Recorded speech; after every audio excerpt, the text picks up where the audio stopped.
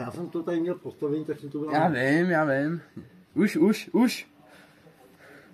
A uhnu. Nezesníl to. Jo, už je snímenku. Ale počkejte.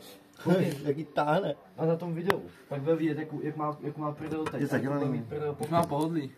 Já bych ho teď nechal, pár. Já my si děláme, to chci Já to odlepím. To chci začít díl.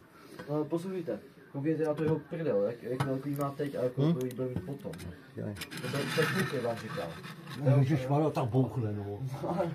Ale to je všechno, ale... Tak se přežere a bude pár dnů sedět a vydechávat to. A jste viděli pak jako to, že už teď má jako velkou. No to je všechno. To bude větší. To není špatný, jen. A tady mi přijde, že je místo... Fakt je velikánský, se na to podíváš z boku. Vidíš se, takhle na volno. Je velký, jo. Jak se vidět, jo. Na tom videu to nejde tak vidět, jo. Dej tam ruku, až to porovnáme. By si mě roztáhl přes ruku jak hovno. Ale co, víš, že se krmí dvakrát, třikrát, si to zahodí a jdeš dál. No to říkáš, to je docela nebezpečně, jo.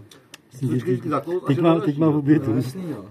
Nechá si na potom, ty už má Pak takovou se s ním vrátil, že a zmačkal zase do protože už jsou piči. a nenechal to živýho. Dál, si, ještě. Když víš, že už mě zdrhne,